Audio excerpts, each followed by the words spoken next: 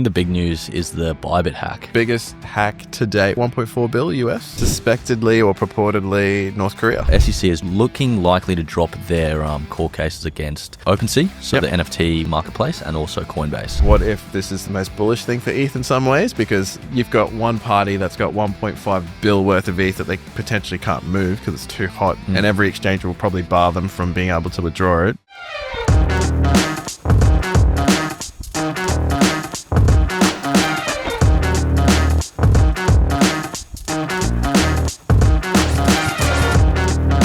Hello guys, welcome back to another episode of Tapping into Crypto. My name's Ted. I'm joined with me by the great man Pav. How you doing? Yeah, good mate. Good. What's happening this week, Pav? This week? Any good news to cover, or is it still bad? What are you talking about? I mean, we covered the good, the bad, and the ugly last week, and it was not looking too great from a Well, there was lots of good, lots of bad, of course, and a little bit ugly. Of course. But we've seen everything. I don't know. What do you reckon? Like, there's been a bit of everything again. It's pretty dull week. Won't give it all away, right? Yeah. But I think the big news is the Bybit hack. Was it millions or even billions that was? Biggest hack to date, 1.5 or 1.4 bill US. Jesus Christ. Suspectedly or purportedly North Korea led hackers. Yeah, right. Yeah. Kim Jong-un. Yep. Yeah, okay. Well, we'll touch on that later because that's a pretty big piece and like what the fallout of that is potentially going to be. Mm-hmm. But I think the focus of today's episode is we've got a little metric to show people, and it's like showing that retail sentiment is like at an all-time low, or as it's bad as it's been in a couple of years at least. But does this present an opportunity? Why is it so low? And then looking at some of the upside potential. I think it was a good follow-up from last week. So if you did miss the one that we are referring to, go check it out. YouTube, Spotify, Apple Music. Just add a bit more color to this, I guess. Is it on Apple Music? I don't know. It's Apple Podcasts. Apple Podcasts? Yeah. I don't really listen. sure my... Yeah. No, I mean, if you didn't already know, we don't listen on there, so... Yeah, check us out on MySpace.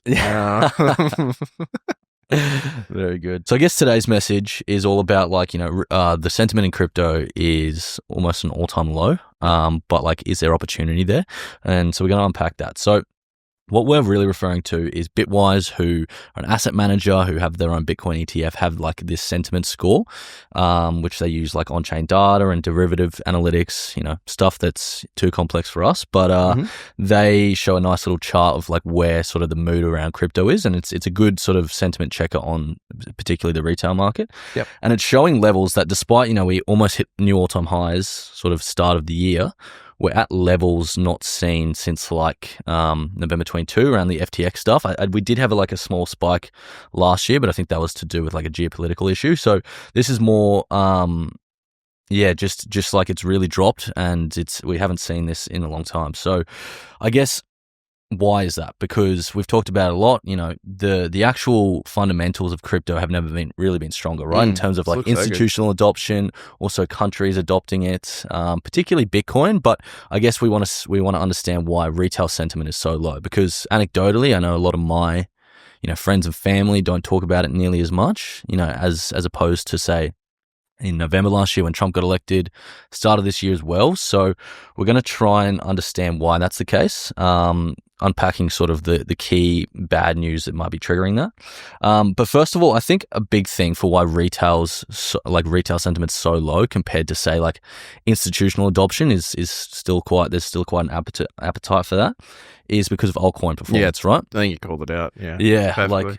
Altcoins, retail, they love altcoins because it's, there's more upside potential. Yes, it's higher risk, but it's I guess more of a casino type play. Hasn't been great compared Classic, to Bitcoin. Right? Bitcoin's too expensive for me, so I'm going to buy this, which is 2 cents. Exactly. And they might only have, $500. I could get, a 2x on Bitcoin, or I could potentially get 1,000x that I'm seeing on, Twitter and stuff like that, which is somewhat unrealistic. Yeah. But, and do you think something like Pump.Fun is it's just sped up that whole process, maybe? Oh, yeah, absolutely. Yeah. And I think it's probably had more of a negative effect than a positive in the grand scheme. Yeah. But look, I think, we haven't had a really strong altcoin season. Whether we will again, that's a question that we could, ask ourselves. I think that lines up quite nicely too, because I look at the chart, and we will share it in the show notes, but it's been on a constant decline since it peaked, maybe towards the end of November, start of December, I'd say, just eyeballing that. And I know everyone, including us, was saying, all right, cool. Well, usually around this time, year of a halvening, heading into the post year of a halvening, we tend to see a bit of a Santa Claus rally in the last 3 cycles, 3 of the 4 cycles. So I think a lot of people might have just been putting all their sort of eggs in a basket, hoping or expecting a bit of fireworks out around Christmas and New Year's, which never really took off, right? So I mean, that I know from my perspective, I was like looking at my portfolio after Christmas going, damn, what happened here? Yeah, exactly. Yeah. And like, why is the sentiment so low? I think one thing is all the things to do with the meme coin mania. Some real bad players happening there. We discussed the Argentinian president last week, who I think this week it's come out that he could get charged with fraud over that promoting that crypto coin. So do you reckon they'll make an example out of him? Honestly, I think it needs to happen. Yeah. Because it sends a strong message to anyone who wants to do the same. Like, this is what can happen, but who knows, right? It's probably more to do with the laws in Argentina than anything else. So I guess wait and see there. But what do you got about Bybit? Because obviously a lot of people affected by that. What's the fallout of that? Yeah, I mean, it just seems like every week there's something negative to at least keep people's sentiment linked down. I think we saw $1.5 billion Ethereum hack done while Bybit was moving Ethereum between a offline or cold wallet back into a hot wallet. Long story short, it's been so far worked out that it had been a well-known organization called the Lazarus Group, originated in North Korea purportedly. So I think there's a very popular Twitter personality or ex-personality, Zach XBT, who worked out that's who it was. It was the same group or wallets or IPs that did the Femex hack a few months ago as well. This is just for a lot more money. So total, I guess, damage done to Bybit as an exchange during that period was 1.5 of ETH during the hack, like just gone at the moment. And then a $4 billion bank run afterwards. So just having to then support users, obviously, have the memory of what happened to FTX just during a period of insolvency, and that was a concern here. But I mean, you got to take your hat off to Bybit. I know I was sort of following along on X while this is all playing out, and they're being super transparent, admitting that when withdrawals were offline, they were taking actions, and as soon as they said it was back online, people were able to withdraw again. So I think if there was ever a way to sort of go through that process and come out the other side looking like you set the bar standard of what's expected, like they did a really good job of that. But to my understanding, they've just taken credit lines effectively to replace what they've needed so far to keep going forward operationally, and it's expected that their profit and operational margins will see them fill that hole over time. So who's loaning money to them so quickly? So again, not 100% in writing, but it looks to be movements from BitGet, Binance, and I believe one other exchange was wallets, sending it to a Bybit wallet address. But whether or not that was the exchanges themselves or another third party that they have an agreement with who then transferred it to them. But they've basically done that for primarily, in this case, just to cover withdrawals, because to issue a customer withdrawal, you have to have that primary asset, right? So now it sort of opens up this question of like, all right, well, what happens from here? Because obviously not everyone has the greatest memory of last time we had exchange FUD. This one's a pretty serious one because it's a lot of money. Like I think the most recent largest one to hold a candle to it was like I think $200 million hack. So this is like excessively more than that. So I know there's been some calls to Vitalik to roll back the chain. So for those people not familiar, you're aware of like Ethereum Classic and stuff like that, right? Yeah. So Ethereum Classic back in 2016, there was a similar or much larger hack back then where a third of the Ethereum DAO was compromised. And what they actually did was they hard forked that chain. They basically said, here was a transaction of that day that someone hacked the DAO. And they just went 2 separate ways. And then you had a whole bunch of people that are like, oh, you can't do that. The blockchain is meant to be immutable.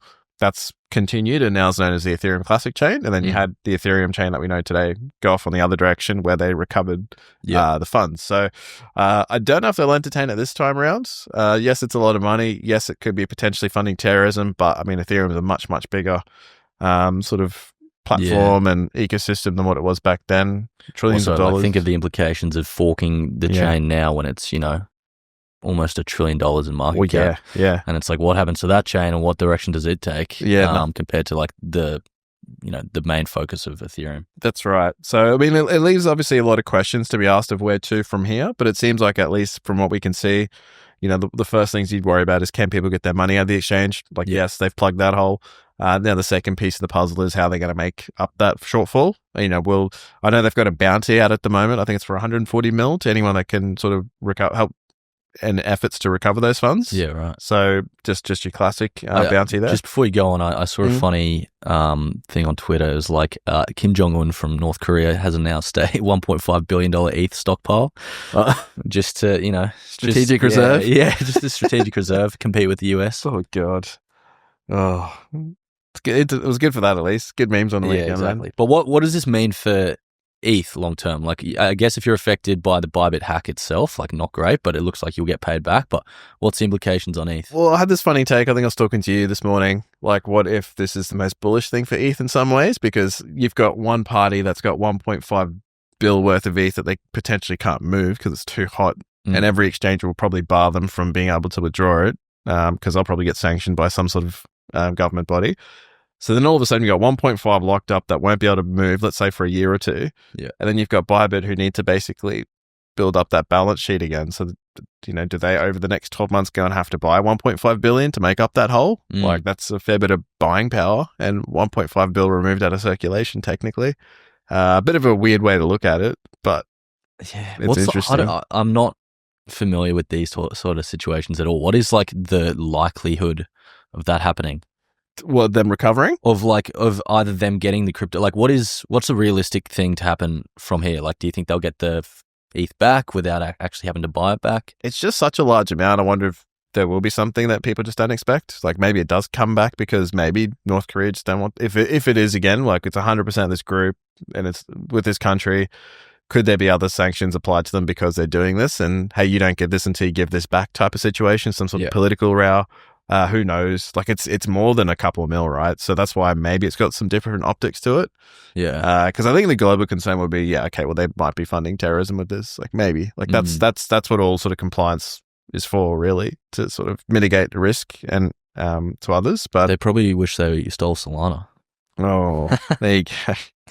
Had to have a cheeky dig in there. There's cheeky dig there. Well done, sir. But look, I don't know, man.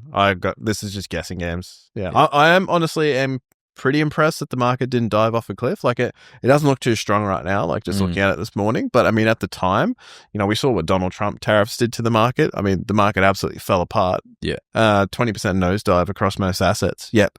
We've opened up Monday today. Like, it's not looking crash hot, but we're not seeing it again, like an FTX style, like sell off in the market. Like, we're not seeing anything like that. Yeah. So far. It's pretty impressive. Hopefully not. Yeah, hopefully not. We've seen enough downside.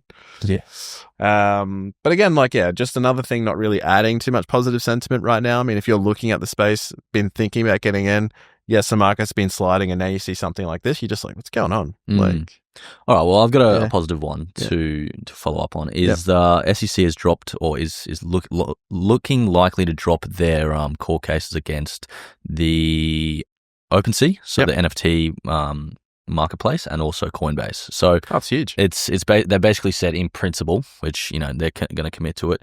They're going to end its legal action against exchange Coinbase, and Brian Armstrong, the CEO of Coinbase, came out and said, once approved by the commission, which we're told to expect next week, this would be a full dismissal, resulting in 0 fines paid and 0 changes to our business. Yeah, okay. So I guess a good result there, but how much taxpayer dollars were actually spent on this whole process is a bit frustrating if the outcome was just nothing. But I guess if you're in crypto, it's a good sign. Well, I think, was it their earnings report was above expectations too? Yeah, so their earnings report for FY...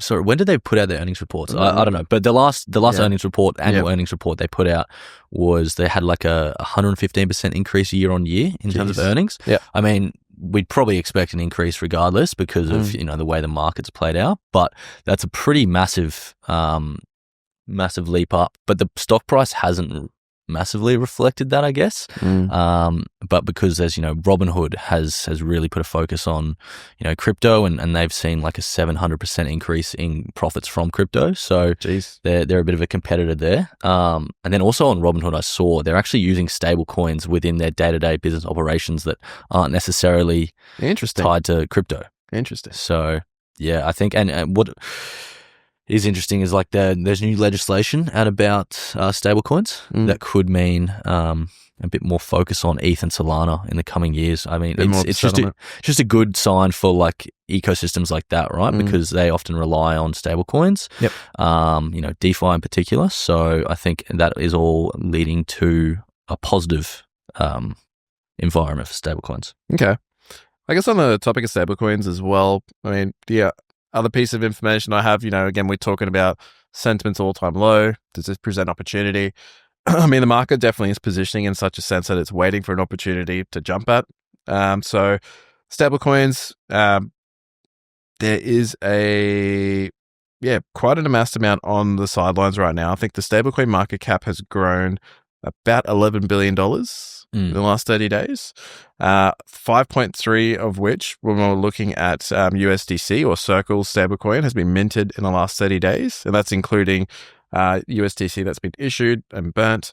For them alone, being the second largest stablecoin by market cap, that's 20% of their annual net gains.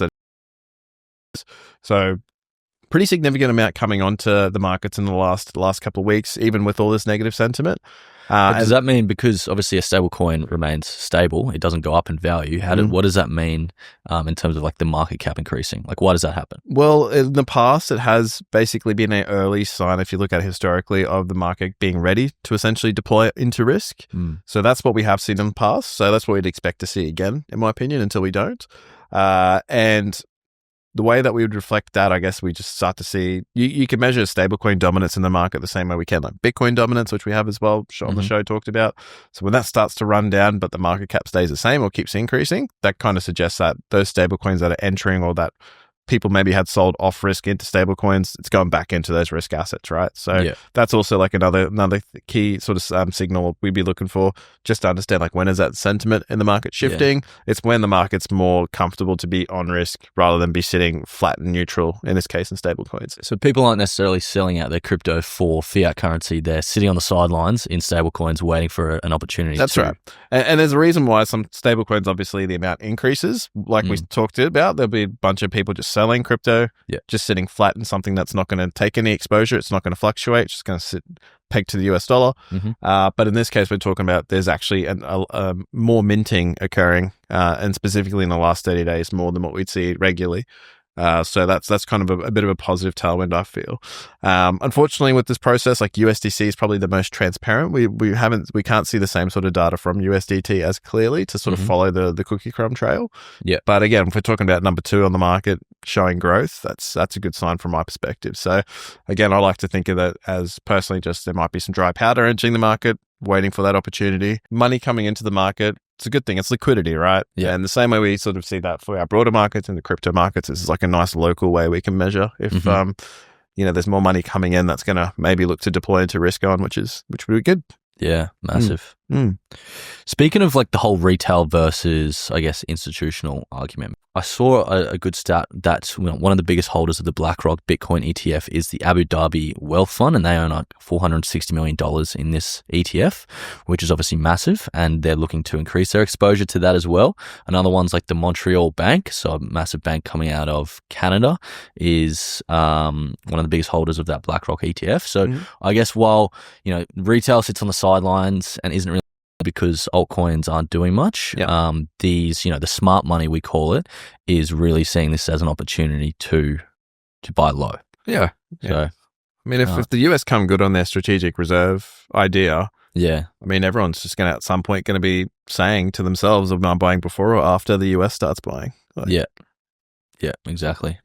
So we always reiterate the point, like, when there's blood in the streets, that's when you should get greedy, and vice versa. I think it's a Warren Buffett quote. I guess there is a bit of blood in the streets right now. So is this an opportunity? Potentially. We're not financial advisors, but I guess from my perspective, I look at these opportunities to dollar cost average into some of my bigger holdings like Bitcoin and ETH and some of those more stable ones. Yep. Yeah. So, final thoughts? Final thoughts. Yeah, I think when I look at the data that I have been seeing so far starting this week, it doesn't look too crash hot for the short term. Especially, I'd point specifically to option markets. Like I was just sizing them up. Short term, it looks like a lot of people are hedging for a bit of a dip here into the end of February. So all I would say is, sometimes it can take a little bit longer than what people expect for the markets to sort of shift and turn. But I would say a lot of the early signs we're looking for, they're starting to flash good, in my opinion. But again, that doesn't mean we can't go lower. So again, it's just about understanding that risk exposure you have to crypto. Mm-hmm. You're going to feel gross if it goes down again before we go higher. That's all I'd say. Just be cautious of. That's it. How are you? Mate, couldn't agree more. Couldn't agree more. Perfect. All right. Well, on that note. Yeah. I just can't wait to get back when, the markets are running hot and we have a lot more to talk about. Yeah, I want to see that Bitwise index swing up. That's been going down for quite some time. I didn't even know about that one. Yeah. Well, I think we look at the fear and greed as sort of our sentiment tracker a lot, but that's not showing a huge dip compared to like this Bitwise one. So I think it's another interesting data point to look at. So yeah, I think that's one we got to keep an eye out for. Yep.